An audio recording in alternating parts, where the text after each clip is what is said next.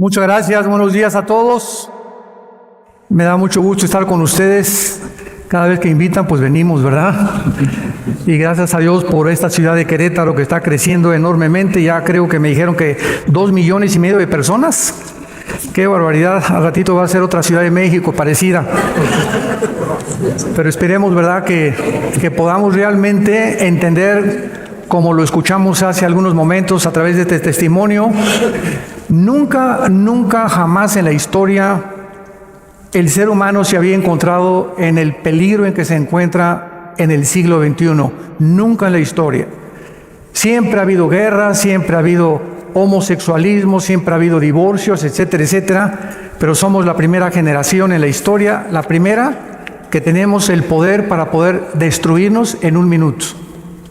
Somos la primera generación con el suficiente poder nuclear para destruirnos en un minuto. Y cuando la institución del matrimonio comienza a redefinirse, que es el fundamento de toda sociedad, es cuando nos damos cuenta que es el síntoma de descomposición social más grande que la humanidad pudiera enfrentar. Cuando la familia ya no es un hombre y una mujer e hijos, es cuando nos damos cuenta que hemos retrocedido al nivel de los animales, donde ya cada quien hace lo que bien le parece de acuerdo a sus ojos. Y en esta mañana tenemos la oportunidad maravillosa de poder compartir con ustedes el significado verdadero de la Navidad. Porque la Navidad es la única celebración cristiana que también se ha convertido en una celebración secular. Porque tal vez la más grande de todas las festividades cristianas. Porque todas las naciones del mundo, aproximadamente las 200 naciones del mundo, casi 153 naciones se les dan vacaciones. Hasta los ateos tienen vacaciones. La Navidad secular es el festival de luces, del tiempo de la familia, nos juntamos para dar regalos, etcétera, etcétera. Y todas estas prácticas tienen su origen en este libro. Es impresionante, jamás vas a escuchar cuándo nació Buda, o cuándo se celebra el nacimiento de Mahoma, o el de Confucio, o el de Mahatma Gandhi, porque es la persona de Jesucristo lo central de la historia, a tal grado que dividió la historia antes y después. Ahorita estamos contando noviembre o diciembre del 2018, ¿a partir de cuándo? ¿Cuándo nació Buda? ¿Cuándo nació tu padrino el Maharaji? Cuando nacieron todos los líderes que se han dicho religiosos. No, es tan impactante la entrada de Jesús a la historia, que divide la historia, pero no solamente esto, sino que también se conmemora su nacimiento en este tiempo que llamamos nosotros la Navidad. Y no solamente eso, sino que también es tan impactante la historia de Jesucristo que también celebramos su muerte y resurrección en la famosa Semana Santa. No hay ni ha existido ningún personaje en la historia que haya impactado tanto al mundo como la persona de Jesús. Y al mismo tiempo es el personaje más controvertido, más odiado, más burlado en las películas, en las telenovelas, etcétera, etcétera, al grado que todas las películas en Estados Unidos, cuando alguien está enojado en una cantina, siempre dicen Jesus. ¿No se han fijado? Nunca dicen Mahoma. Entonces es increíble como nosotros podemos ver, pero sin embargo el verdadero significado de la Navidad muy pocas personas lo han comprendido, porque Jesús vino al mundo como la luz para nosotros y ser iluminados, porque la Biblia dice que somos seres humanos ciegos espiritualmente para poder encontrar nuestro camino. Dice la Biblia que somos como ovejas descarriadas, cada quien por su camino, unos con una religión, con una filosofía, con su verdad, etcétera, etcétera, y ya no hay en el mundo que vivimos verdades absolutas. Vivimos filosóficamente en un relativismo, donde cada quien tiene su verdad a su propia manera. Jesús vino y se hizo hombre inmortal en una cruz, porque nosotros nos encontramos arruinados moralmente y no podemos ser perdonados de otra manera, de acuerdo a la Biblia, más que a través de su muerte. Somos una raza humana caída. La Biblia dice, por cuanto todos pecamos y todos fuimos alejados de la gloria de Dios. Y la paga del pecado es la muerte, mas el regalo de Dios es vida eterna en Cristo Jesús. Y Jesús se entrega a sí mismo por todos nosotros para que aprendamos de la misma manera a descubrir el secreto de la felicidad. ¿Cuál es? Vivir para los demás. Una persona miserable, de acuerdo a la famosa monjita, la Madre Teresa, dijo: nunca he conocido a nadie más miserable que las personas que viven para sí mismas, para sus propios intereses, que usan a la gente como objetos nada más para poder satisfacer sus intereses o para hacer negocios, porque cada día se pierde más y más el amor de unos por otros. Nos estamos viendo como personas de negocios, como personas, si me conviene tu amistad, eres mi amigo, pero no soy un amigo verdaderamente de acuerdo a la Biblia. Quiero leer un pasaje que fue escrito 700 años antes de Jesucristo, que se llama Isaías. En este pasaje de Isaías, 700 años antes de que Cristo naciera, la Biblia ya había profetizado cuándo iban a ser, quién iban a ser, cómo sería el Mesías. Y estas profecías bíblicas, damas y caballeros, son incuestionables. Si tú vas al Museo del Holocausto en la ciudad de Jerusalén, ahí vas a encontrar en el centro del museo todo este libro de Isaías que fue encontrado en 1948-49 y se conocen como los rollos de Qumran o los rollos del Mar Muerto. Así que los originales en el hebreo de este libro, tal como lo tenemos, se encontraron en 1948. Cuando venimos a la Biblia no venimos a un libro de leyendas o mitos, o tal vez puede ser que sí, puede ser que no, o como la misma ciencia, que lo que es verdad hace 20 años ahora no es verdad. Venimos a un libro respaldado por la arqueología, por la historia, por la geografía, por la genética, por la antropología, por todas las disciplinas académicas que tú me puedas mencionar. Es un libro incomparable y al mismo tiempo es un libro también perseguido, burlado, como dicen cuando tengo debates con ateos, que son mi plato favorito, es que está lleno de leyendas y cómo usted cree que Adán y Eva, etcétera, etcétera. Yo siempre les contesto, ¿verdad? ¿Y cómo crees tú que venimos de Chita? Es increíble que la teoría de la evolución, que se ha aceptado, señores profesores de universidad, porque me dicen que han varios de ustedes en esta mañana, que se sigue enseñando a nuestros hijos que somos el resultado de una evolución natural o de una selección natural. La famosa teoría darwiniana. ¿Sabes tú como maestro por qué se sigue enseñando eso? Simplemente porque tienen que dar una respuesta al origen de la vida.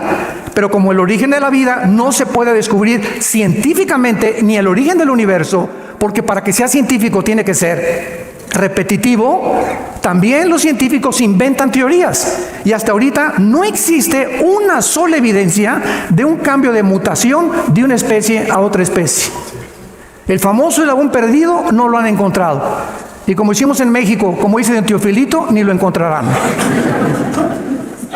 En el libro de Isaías, capítulo 9, encontramos estas palabras maravillosas 700 años antes de que Jesús naciera. Dice el versículo 2: el pueblo que andaba en tinieblas vio gran luz. Los que moraban en tinieblas de sombra de muerte, luz resplandeció sobre ellos. Versículo 6: porque un niño nos es nacido, hijo nos es dado, y el principado sobre su hombro, y se llamará su nombre Admirable Consejero, Dios fuerte, Padre eterno, Príncipe de paz. Lo dilatado de su imperio y la paz no tendrá límite sobre el trono de David y sobre su reino, disponiéndolo y confirmándolo en juicio y en justicia desde ahora y para siempre. El celo de Jehová de los ejércitos hará esto.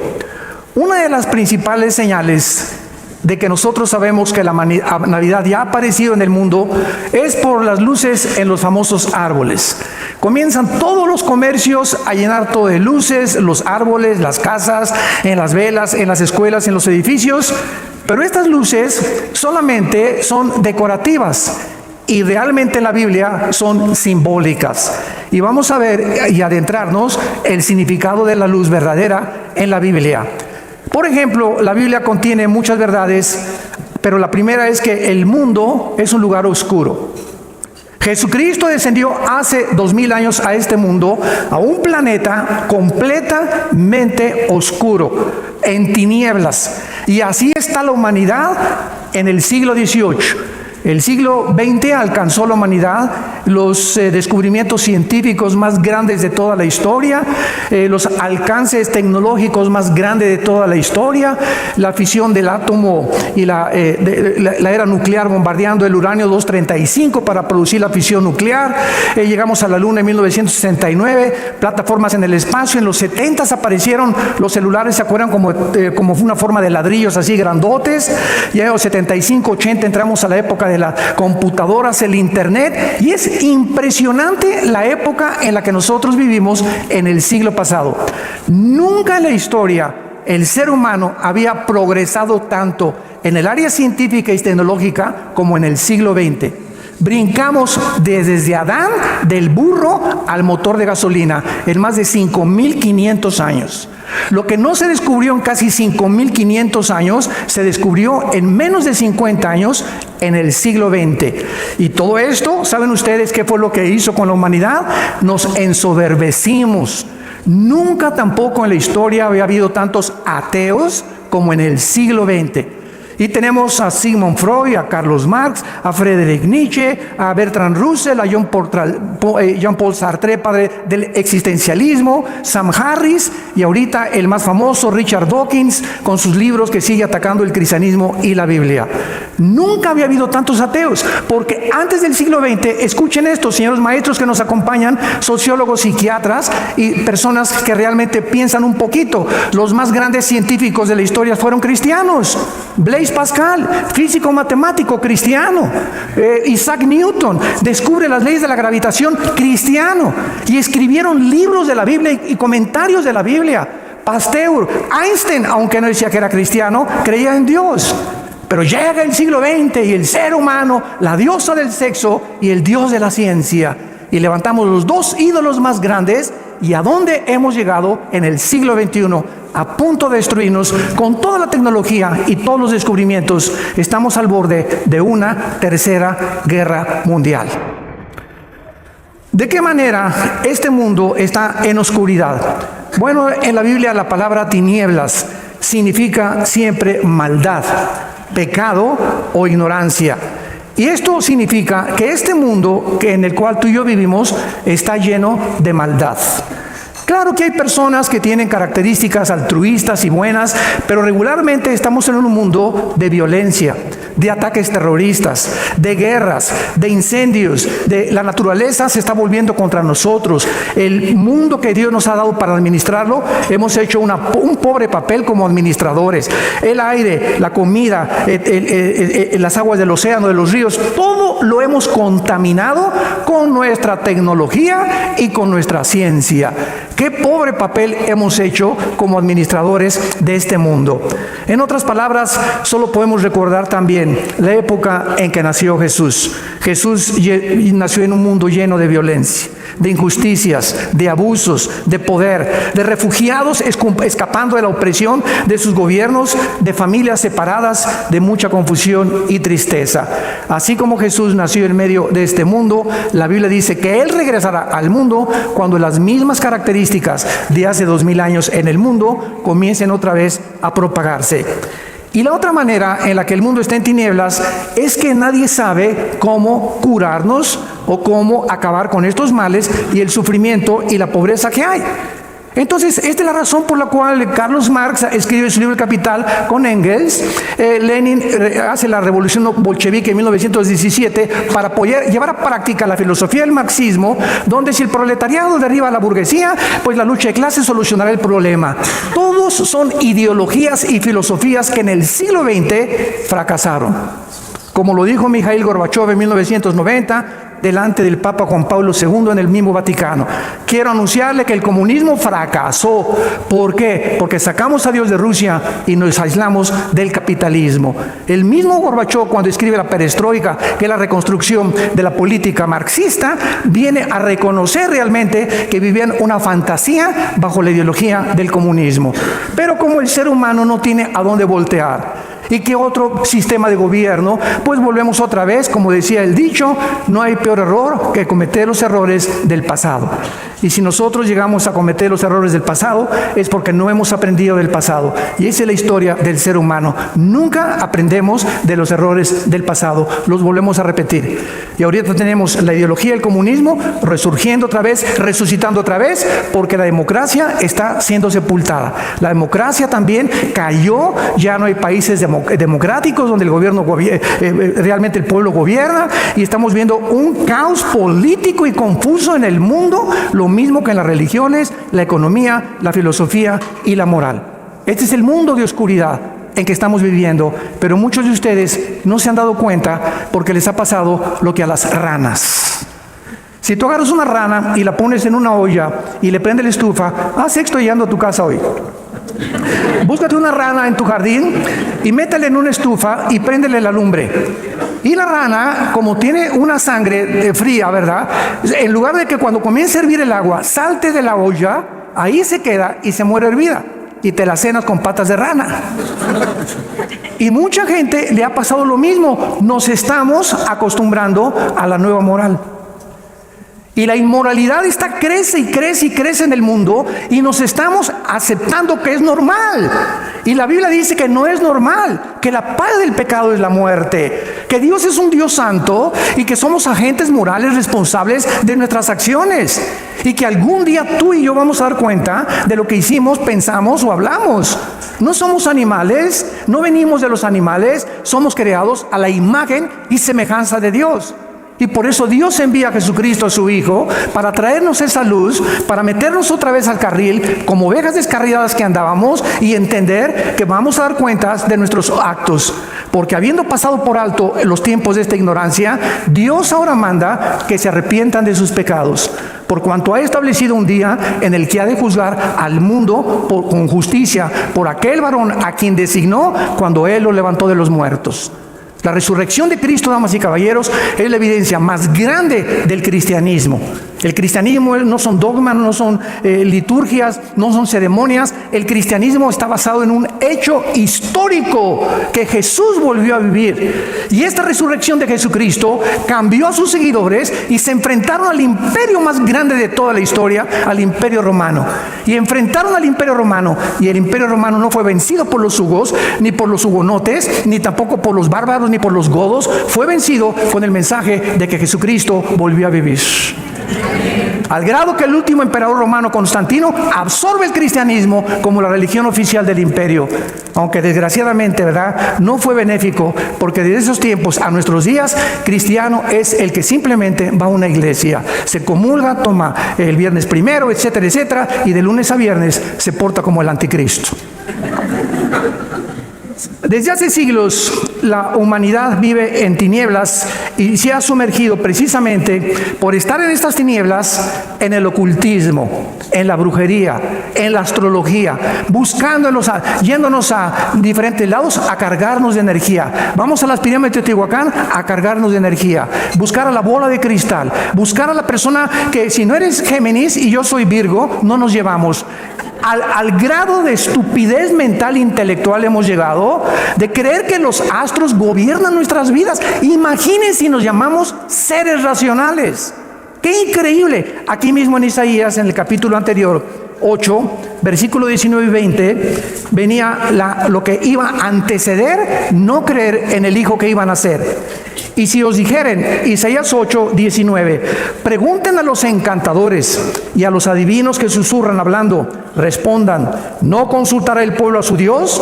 ¿Consultará a los muertos por los vivos? A la ley y al testimonio, si no dijeron conforme a esto, es porque no les ha amanecido. ¿Y cuál es el resultado? Cuando el mundo se sumerge en el ocultismo, en la brujería, en la astrología, por la oscuridad en la que se encuentra, dice el versículo 21, y pasarán por la tierra fatigados y hambrientos, y acontecerá que teniendo hambre se enojarán y maldecirán a sus gobiernos y a su Dios, levantando el rostro en alto, y mirarán la tierra. He aquí tribulación y tinieblas, oscuridad y angustia, y serán sumidos en las tinieblas. Este es el resultado de buscar fuera de Dios y fuera de Jesús la luz que solo Él nos vino a dar. Y esta es la razón por la cual el mundo a tu alrededor, tu familia alrededor, tus amigos alrededor se encuentran en las condiciones en las que se encuentran. Hace algunos años leí en el periódico New York Times que decía que el significado de la Navidad es que el amor triunfará, como decía John Lennon, la canción de los Beatles, Only Need Is Love. Todo lo que necesitamos es amor. Yo no sé cuántos se fumaron los Beatles para escribir esta fumada, ¿verdad? Porque el mundo no es solamente amor, vivimos un mundo de violencia. Vivimos un mundo donde se tiene que usar la fuerza para detener el mal. Por eso hay cárceles, por eso hay policías, por eso hay soldados. Si solamente el amor necesitáramos, no necesitaríamos policía, ni altos, ni motociclistas, ni soldados. ¿Por qué? Porque la humanidad, en cuanto no hay restricción, nos desbocamos. Somos como animales que necesitamos que alguien nos diga, por favor, no te pases el alto. No cruces esta línea porque estás infraccionando la ley. Entonces, cuando alguien dice, somos capaces nosotros de poder realmente traer el amor, en otras palabras, tenemos la luz suficiente para poder desechar las tinieblas del mundo, o podemos nosotros acabar con la pobreza, la injusticia, la violencia y la libertad. Todos nosotros somos testigos de todos los grandes dictadores de la historia, de todos los gobernantes, zares, césares de la historia que han enarbolado la misma verdad. Yo acabaré con la pobreza, voten por mí. Yo acabaré con las injusticias, yo prosperaré esto, y nos damos cuenta que hemos llegado a un mundo donde las mismas naciones están hundiéndose en el hoyo en que hicieron.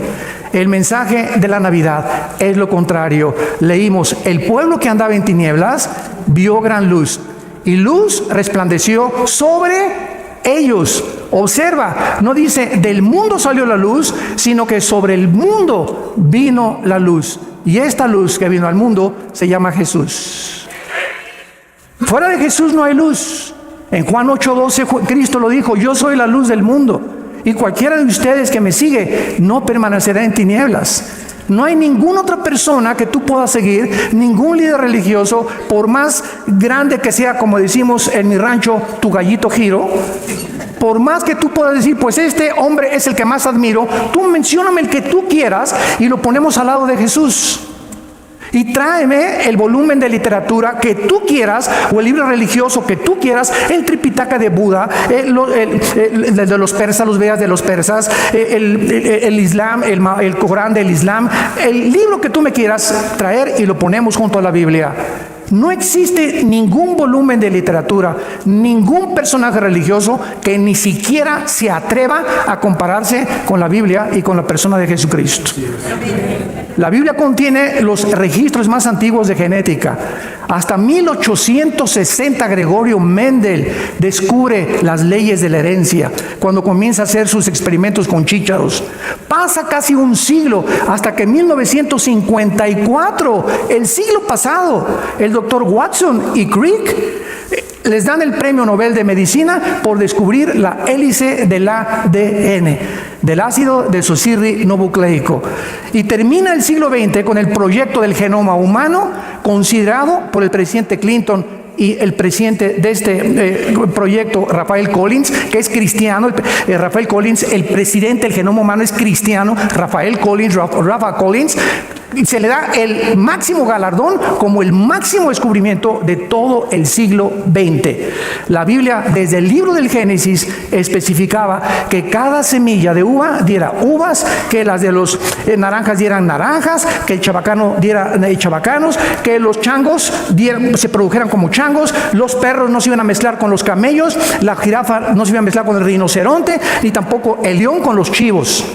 Cada cosa tiene su ADN que impide la misma evolución. Señores que se dicen científicos, la biología, los aminoácidos impedirán la evolución, que son los ladrillos de la vida. Y la primera y la segunda ley de la termodinámica, señores físicos, que nada se crea ni se destruye y todo tiende al deterioro y a la descomposición, impiden la evolución. Entonces vamos a hacer un lado la Biblia, y tenemos la biología, la física, y tenemos la ciencia y la genética, que son disciplinas académicas que niegan lo que se ha enseñado por 100 años, pero se sigue enseñando, como decía el ministro de los nazis, Joseph Goebbels, que fue el ministro de propaganda de Hitler. Cuando una verdad se enseña 100 años, cuando una mentira se enseña 100 años, se va a acabar aceptando como una verdad. Hace poco mi esposo y yo estuvimos en Londres, en el Museo de Historia Natural, con nuestros hijos, y todo el primer piso del Museo Natural de Londres, todo dedicado a Carlos Darwin, tu padrino. Ahí estaba el señor, y entramos, traigan a mis hijos, y vimos una vitrina, y ponen un cráneo chiquito, otro más grandote, y dicen que así evoluciona el hombre. Cuando la misma historia y la misma arqueología nos enseña que hace 4.500 años eran más inteligentes que nosotros. Vean ustedes a los mayas. ¿Quién les enseñó a los mayas? Trazar el calendario solar y lunar sin calculadora, sin computadora, sin ninguna cosa moderna del internet. ¿Quién les dio esa sabiduría a los mayas? ¿Quién le dio la sabiduría a los que construyeron las pirámides de Giza en Egipto? ¿Cómo es posible que el sistema de impermeabilización de esas pirámides haya resistido más de 4.500, 5.000 años? Ni siquiera se ha descubierto ahora ningún sistema impermeable como ese. ¿Cómo pudieron cargar piedras de 15, 30, 40 toneladas cuando ni siquiera a 300 kilómetros del Cairo existen esas piedras? ¿Cómo es posible que tuvieran una sierra que las cortara como mantequilla cuando las mismas sierras ahora de punta de diamante, los mismos ingenieros dan testimonio que era imposible hacerlo aún con el material que tenemos actualmente en el siglo XVIII? Y en las pirámides de Machu Picchu en Perú, ¿quién lo subió durante 150 metros para subir piedras de 50 toneladas, de 40 toneladas? ¿Por qué las hicieron allá? Pero el mundo está buscando, vinieron los marcianos. Y hay un programa que se llama Los Aliens en Discovery, y me encanta verlo, por lo que ellos llaman extraterrestres, y certifican PhDs con doctorados en física, en astronomía, están seguros que fue hecho por extraterrestres, esas construcciones. Y esos extraterrestres, la Biblia le llama ángeles caídos. Lo mismo que los famosos ovnis. Como me dijo una persona que tuve un debate que los ovnis, que todos lo conocen ustedes, el señor Maussan, es que ustedes los cristianos, él dice, no creen en los ovnis cuando tenemos evidencias de videos. Y le dije, yo no estoy en contra de los ovnis en cuanto a su existencia física real. Es verdad que hay un fenómeno en el cielo que le llaman objetos voladores no identificados, pero los cristianos le cambiamos el nombre y se llaman OVIs. ¿Qué quiere decir? Me preguntaron. Objetos voladores identificados. ¿Qué quiere decir? Que nosotros no negamos el fenómeno, pero sabemos algo. La Biblia es un libro que nos corre las cortinas y nos revela el mundo espiritual del cual estamos rodeados, tú y yo. Y este mundo espiritual, dice la Biblia, que es más real que el mundo físico, porque el mundo físico fue hecho de lo que no se ve. Lo que no se ve es más real que lo que se ve. Ve nada más esta contradicción de términos. Y la Biblia dice que hay un querubín caído llamado Lucifer, que existió antes que nosotros en el cielo, que se rebeló contra Dios, y la tercera parte de los ángeles se le unieron en esta rebelión. Y ahora este príncipe caído que se llama Lucifer se encarga de materializar la energía y tiene el poder de hacer que este púlpito levite, que tú levites también, que se abran las cortinas en tu casa. Pueden entrar los demonios a una persona y volverla loca, producir esquizofrenia, psicosis, sociopatías, etcétera, etcétera. Todas las enfermedades que la psiquiatría califica y clasifica como mentales, la Biblia le llama, son espíritus operando en mentes rebeldes a los mandamientos de Dios. En otras palabras, escúchame muy bien, cuando tú tienes algo de tu pasado o un pecado de tu pasado que tú no has resuelto, como la amargura o el rencor contra algo, contra alguien, ahora los médicos con las enfermedades psicosomáticas pueden constatar que si tú eres una persona amargada, vas a enfermar tu sistema cardiovascular, gastrointestinal, tus pulmones. Por eso el 65% de las personas que tienen artritis son personas amargadas. Increíble cómo el estado mental afecta nuestro cuerpo. Y hace 2000 años viene este hombre llamado Jesús y nos dice, mi paz les dejo, mi paz les doy. La paz es el estado, en hebreo es shalom. La palabra shalom significa bienestar, seguridad, tranquilidad, quietud, paz interior. En ese estado el alma sana el cuerpo. Un estado de estrés, que es la enfermedad del siglo XXI, de acuerdo al Hospital Hopkins de Estados Unidos y a la Clínica Mayo en Rochester, el estrés es el 70% de las enfermedades físicas y mentales del ser humano en el siglo XXI. El estrés es la enfermedad que está predominando en el mundo entero. Solamente en España se recetaron el año pasado 565 millones de pastillas tranquilizantes. Y ahora todos acuden al Ecuanil, al Valium, al Prozac, a la marihuana, al alcohol. Pásame la de Don Julio 70, me voy a poner como yo quería. Y todas estas personas simplemente buscan un anestésico. Es un anestésico el que estás buscando. Como la rueda de la fortuna, te sube la anestésico. Y cuando estás con la de Julio 70 y arriba, viva Pancho Villa y todos sus seguidores, y Zapata, y esto y el otro, y Ajúa, y todas las mujeres son iguales.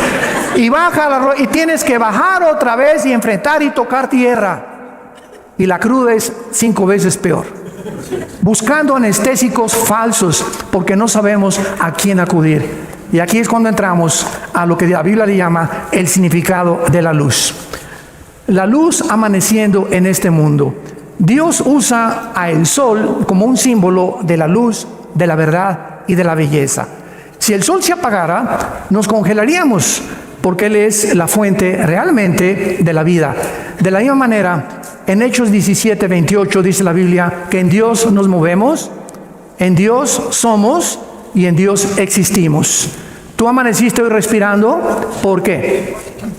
Tú antes de acostarte no te aprietas un botón y le dices a tu cuerpo, cuando entramos en estado inconsciente, sigue palpitando y sigue respirando. Amaneciste respirando. ¿Sabes por qué hoy? ¿Sabes por qué viniste a este desayuno? Simplemente, si tú no has muerto, es porque Dios no ha acabado con tu vida. Tu misión no ha terminado en la vida. Y esta reunión, aunque tú no lo consideres todavía, es y tal vez la más importante de toda tu vida. Porque Dios te ha traído en esta mañana a oír su voz. No la voz mía, la voz que sale de la Biblia, la palabra de Dios. Y cuando tú escuches la palabra de Dios, no te endurezcas. Es el consejo de Dios. No endurezcas tu corazón. El endurecimiento del corazón es cuando tú rechazas la luz. Tú sabes que Jesús es la luz y dices, no, no es cierto, no es la luz. En ese momento tu corazón se endurece. Y le pasa lo mismo que cuando tomo un martillo y comienzo a usar el martillo, me salen callos. Y yo agarro una aguja y atravieso el callo y no lo siento, porque ya no hay ramificaciones nerviosas en el callo. Así pasa con el corazón. Llega el momento en que tú rechazas tanto a Dios, en tu orgullo intelectual, no aceptas arrepentirte ni reconocer que eres un agente moral responsable, que llega el momento en que nada te hace efecto. Y puedes seguir oyendo la Biblia y te va a entrar por acá y te va a salir por acá, porque tu corazón lo has endurecido voluntariamente. Y Dios no se vuelve a meter con tu vida. Y es la tragedia más grande que le pueda pasar a un ser humano, cuando Dios te deja hacer lo que te da la gana. Está muy bien, tú eres libre, no puedo intervenir ni coartarte la libertad, que es la característica más importante que Dios nos ha dado, y Dios nos deja hacer lo que te da la gana. ¿Quieres ser homosexual? Te empuja para que sea así. ¿Quieres ir con la marihuana? Te empujo para que te pongas pacheco hasta que te mueras.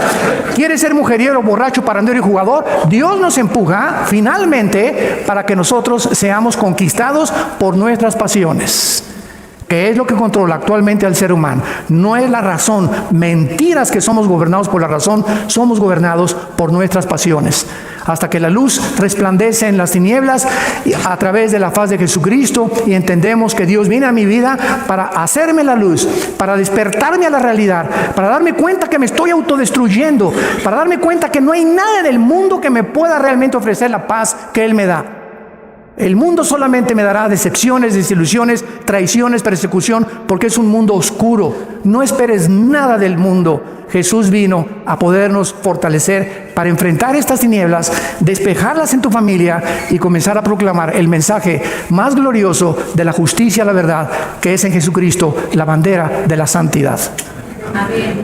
La luz también es reflejada por el sol, porque nos muestra seguramente en la noche que si yo manejo mi auto sin luces, me voy a estrellar. ¿Por qué? Porque es la luz la que me va a revelar realmente las cosas que realmente son. No es un venado, es una roca. Y si no tengo mi luz prendida, me voy a estrellar. De otra manera, es imposible manejar en la noche. De la misma manera, Dios es la fuente de toda la verdad y de toda la luz que existe. Dice el apóstol Juan en su primera carta, porque Dios es luz. Es el mensaje que hemos oído de Él. Dios es luz, ningunas tinieblas hay en Él. Si decimos que tenemos comunión con Él y andamos en tinieblas, mentimos y no practicamos la verdad. Es el mensaje de la Biblia. La luz solamente puede venir de arriba. No hay luz en este mundo. Todos los gurús, los maestros religiosos han tratado de iluminar y de enseñar, y todos han dicho, esta es la verdad, este es el camino. Y llega Jesús y nos dice, yo soy la verdad. Este fue el versículo 14:6 que me puso de rodillas en mi vida hace 44 años. Cuando yo supe que este hombre me decía que él era la verdad, dije, no ha habido una persona que yo he estudiado, siempre me ha gustado leer, soy adicto todavía a la lectura, que haya dicho esta barbaridad. ¿Cómo que Él es la verdad? No me está diciendo, busquen la verdad. Él es la personificación misma de la verdad. O sea, fuera de Jesús no hay verdad, porque en Él están escondidos los secretos de la sabiduría y del conocimiento. Y cuando oigo que Él me dice, yo soy el camino, Armando, y yo soy la luz, y yo soy la vida, dije, este hombre, me acuerdo que le conté a mi hermano en aquel tiempo, o es el psicópata, sociópata, esquizofrénico, psicótico, más grande que la historia ha conocido, o es lo que él dijo verdaderamente que era Jesús, el Hijo de Dios. No vengas con que es un maestro moral, es un gran filósofo, o fue un gran revolucionario, o como me dijo alguien tontamente, fue el primer comunista que hubo. Todas estas expresiones vienen de la ignorancia realmente de lo que realmente es Jesús. Por ejemplo, en Mateo capítulo 16, llegó un momento en que Jesús tenía la curiosidad de que sus apóstoles le dijeran qué pensaba la gente que era Él. Dice en Mateo 16, versículo 13, viniendo Jesús a la región de Cesarea de Filipo, preguntó a sus discípulos, ¿quién dicen los hombres que es el Hijo del Hombre? A Jesús le interesaba ya la opinión que estaba teniendo la gente acerca de Él. Y vamos a ver por qué. Ellos dijeron, unos Juan el Bautista, otros Elías y otros Jeremías o alguno de los profetas. La misma pregunta 2000 años después nos hacemos nosotros. Pregúntale a tus amigos, ¿quién crees que fue Jesús? Y te van a contestar lo mismo. Un revolucionario, un maestro de moral, un gran altruista, un gran de los iluminados, o sea, uno de los tantos. Ese es el concepto de la gente por no conocer la Biblia. Y escuchen lo que dice Jesús. Y Él les dijo, ¿y ustedes, a sus discípulos, quién dicen ustedes que yo soy? Respondiendo Simón Pedro, dijo, tú eres el Cristo, o sea, el Mesías, el Hijo del Dios viviente. Entonces le respondió Jesús, bienaventurado eres Simón, hijo de Jonás, porque no te lo reveló carne ni sangre, sino mi Padre que está en los cielos. Y yo también te digo que tú eres Pedro, y sobre esta roca edificaré mi iglesia, y las puertas del infierno no prevalecerán contra ella. Cuando Pedro le dijo, tú no eres un revolucionario, tú no eres Elías, tú no eres simplemente un maestro moral, tú eres el Cristo, el Mesías, que desde el libro del Génesis se prometió que vendría al mundo a traernos la luz, a salvarnos de nosotros mismos. Jesús le dijo a Pedro, esto que tú me estás diciendo, Pedro, no viene de tu intelectualidad ni de tu estudio. Fuiste iluminado por mi Padre para poder confesar que yo era el Cristo. No es hasta que tú te conviertes y hasta que tú aceptas a Cristo que vas a saber quién es Él. Mientras tanto, seguirá siendo para ti un hombre común y corriente. En una cruz sin ningún significado para ti. Y la Navidad, una fiesta secular común y corriente también. Pero cuando le aceptas, y lo puedes hacer esta mañana en tu corazón, vas a descubrir, porque el Espíritu Santo va a entrar a tu vida y te va a revelar quién es Él, verdad. Y vas a caer de rodillas y vas a comenzar desde hoy en adelante hasta que tú mueras y yo muera a adorarlo, a servirlo y a conocerlo en espíritu y en verdad. Y Él lo dijo con estas palabras en Mateo 11, versículo 27. Todas las cosas, dijo Jesús, me fueron entregadas por mi Padre. Y nadie conoce al Hijo sino el Padre, ni el Padre conoce a alguno sino el Hijo y aquel a quien el Hijo lo quiera revelar. ¿Escuchaste bien? Nadie puede conocer a Dios sin antes conocer al Hijo. Tú estás buscando a Dios, primero tienes que enfrentarte con el Hijo, porque es el Hijo Jesús el que bajó del cielo a revelar a su Padre.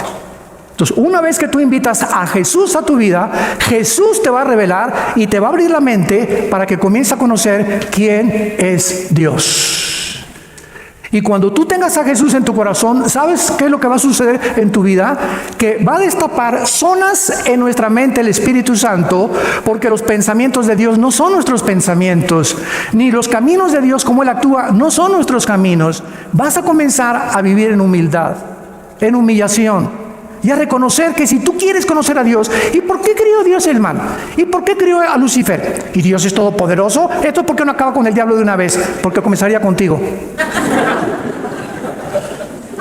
Tenemos 1000 dudas como seres humanos por nuestra limitada intelectualidad. Necesitamos a Dios, al Espíritu Santo en nuestra vida para que Él nos abra ahora sí completamente el cerebro limitado que tenemos de caracoles, ¿verdad? De renacuajos, tratando de demandar, a ver, ¿y por qué hiciste esto y el otro? Como dicen los ateos. Los ateos son personas que le dicen a Dios, a ver, bájate si existes y siéntate aquí. Ahora yo voy a juzgarte. A ver, contéstame, ¿por qué hice esto, esto y esto y esto? Si Dios fuera verdad y se levantara, le diría, cerebro de conche de renacuajo. Tú tratando, niño de 3 años, de entender la fórmula de Einstein, E igual a mc al cuadrado. Mira, niño, tienes 3 años, aunque yo te explique la filosofía y la ciencia y las fórmulas o las ecuaciones matemáticas, no las vas a entender. ¿Por qué? Porque tu cerebro no ha sido desarrollado lo suficientemente grande cuando tengas 20, 30 años para que puedas entender las ecuaciones de Einstein. Así es con Dios. ¿Por qué lo quieres retar sabiendo que es mucho más grande que tú? Que sus pensamientos no los podrías meter en tu cabeza. Como hace algunos años, quiero terminar con esto, un hombre llamado Agustín de Hipona. Agustín en el siglo III después de Cristo iba caminando por la playa. Y Agustín iba pensando, ¿por qué el mal? ¿Por qué Dios permitió estas cosas? ¿Por qué hay guerras? ¿Por qué hay tsunamis? ¿Por qué hay niños que se mueren? Todas las preguntas son válidas. Dios nos dio una razón para que pudiéramos nosotros en la Biblia tener las respuestas. Y en eso Agustín vio a un niño que corría al mar y agarraba el agua en sus manos y le echaba en un hoyito. Y corría al mar y le echaba en un hoyito. Y entonces Agustín, sorprendido, le dijo, niño, ¿qué estás haciendo? Y el niño le contestó, estoy tratando de meter al mar en ese hoyito. Y le dijo San Agustín, cabeza de melón. ¿No sabes que el mar es más grande que el hoyito que tienes ahí? Y en ese momento se paró el niño y le contestó a Agustín, tú estás peor que yo porque quieres meter la mente de Dios en la jicarita que tienes aquí. Cuando yo oí eso hace muchos años, leí, ¿verdad? Agustín, desde ese momento, Agustín supo que si quiere caminar con ese Dios omnipotente, creador del universo, que no somos el resultado de los animales, que tenemos un propósito para vivir y que vamos a ser juzgados después de la muerte, él supo que la única condición para caminar con Dios es la humildad. La humildad, que es lo contrario a la soberbia. Lo contrario al orgullo que tienen las personas que desafían, como Richard Dawkins, a Dios. Pobres personas con mentes tan limitadas tratando de creer que ellos hubieran hecho un mundo mucho mejor que el de Dios. Pero terminamos, ¿de qué manera viene esta luz a nuestra vida? Observamos en nuestro pasaje de Isaías 9, versículo 6, que nos da la respuesta. Un niño nos es nacido, hijo nos es dado. Observamos que no solo dice, porque un niño nos es nacido, sino que también dice, hijo nos es dado. O sea, es un regalo de Dios. Esta luz que puede entrar a tu vida es un regalo que Dios nos da. Puede ser tuyo si tú estás dispuesto a recibirlo en esta mañana por gracia. ¿Y quién es este regalo? Dice Juan 3:16, porque de tal manera amó Dios al mundo, de tal manera, quiero que sepas, Dios te ama. Dios te ama. ¿Dónde puedo saber que Dios me ama? En una cruz. Él que no conoció pecado, por nosotros se hace pecado. Lo que tú merecías y yo merecía pagar, lo paga su Hijo en la cruz, para que por gracia Él pueda otorgarnos este regalo, que es el verdadero símbolo de la Navidad. ¿De dónde salió la costumbre y la tradición de regalarnos todos unos a otros? De la Biblia, de que el primer regalo fue el Hijo que Dios nos da gratis. Simplemente por la fe lo aceptas hoy en tu corazón. Cuando confiamos lo que Él hizo en la cruz, somos perdonados por la gracia. Dice Isaías 53:5, porque el herido fue por nuestras rebeliones, molido por nuestros pecados. El castigo que tú y yo merecíamos lo llevó Jesús en la cruz. y por lo que Él padeció y la sangre que Él derramó en esa cruz, las coronas de espinas que le pusieron, los clavos en sus manos, Dios nos estaba diciendo: los amo, los quiero perdonar. Y esta es la forma en que yo les digo a ustedes que yo puedo realmente vivir por ustedes. La Navidad significa que todos nosotros estamos perdidos, incapaces de salvarnos a nosotros mismos, y nadie más que la muerte de Jesucristo nos puede salvar. Dice el libro de Romanos capítulo 5, versículo del 8 al 10, mas Dios muestra su amor para con nosotros en que siendo aún pecadores, Cristo murió por nosotros. Porque si siendo enemigos fuimos reconciliados o hechos amigos con Dios por la muerte de su Hijo, mucho más estando reconciliados seremos salvos por su vida. Hace algún tiempo íbamos a la penitenciaría Santa Marta Catitla en la Ciudad de México.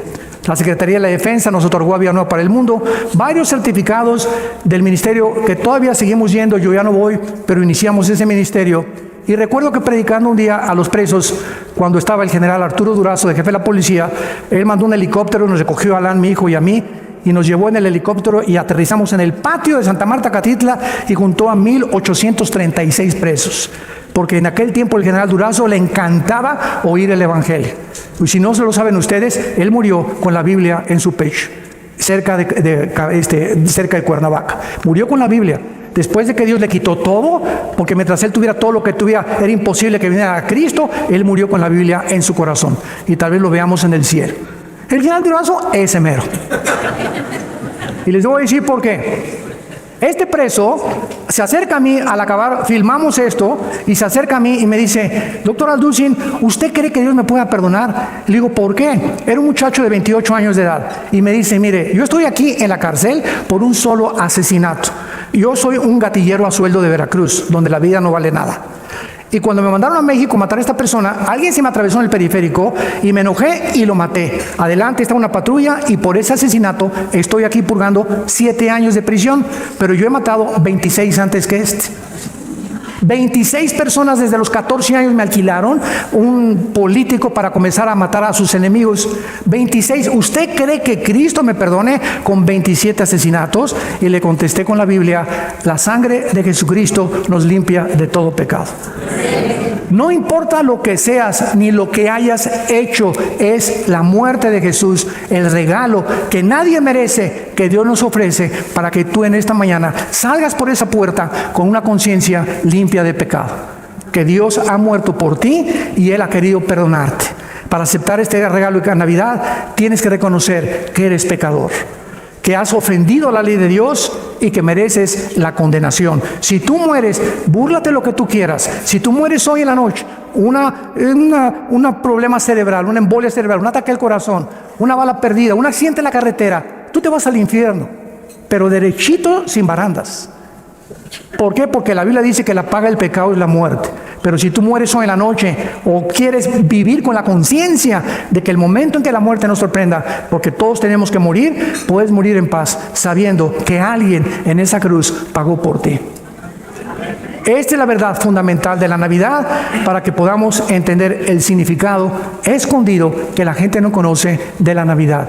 Les pido ahora a muchos de ustedes que inclinen su cabeza ahí desde su lugar. Y en este momento en el que Dios a través de la Biblia te ha hablado a tu corazón, no te endurezcas. Esta es la vida eterna que la tiene Jesús. El que tiene a Jesús tiene la vida. El que no tiene a Jesús, aunque tenga una religión, no tiene la vida eterna. Y Dios nos regaló a su Hijo para que pudiera alumbrar nuestras tinieblas, para mostrarnos que somos seres humanos autodestructivos, perdidos, desorientados en un mundo de tinieblas. Y estas tinieblas nosotros las hemos creado con nuestra rebelión a sus leyes. Él nos ha dejado durante más de 6,000 años que sigamos el camino porque somos responsables, agentes morales, no somos animales. Fuimos creados por Él. Y Él nos creó con un espíritu para que pudiéramos conocerle, porque Dios es espíritu. Y los que le adoran en espíritu y en verdad, tienen que adorarle. ¿Qué tengo que hacer? Me preguntarás este momento para tener yo esta luz, esta paz que necesita mi alma, esta seguridad y esta esperanza antes de morir. Simplemente dile en tu corazón: Señor mío y Dios mío, te pido perdón por mis pecados. Creo que en esa cruz tu Hijo pagó con ellos por su sangre. Creo que a los 3 días resucitó de los muertos por tu poder. Y te pido, Señor Jesús, porque creo que vives, que en este instante entres a mi vida como mi Señor y mi Salvador. Dame el poder ahora de vivir para ti la corta vida que me queda, y esa paz que mi alma ha buscado en tantas cosas y que ahora he comprendido que solo se encuentra en ti. Porque te lo pido y te doy las gracias en el nombre de Jesús. Amén.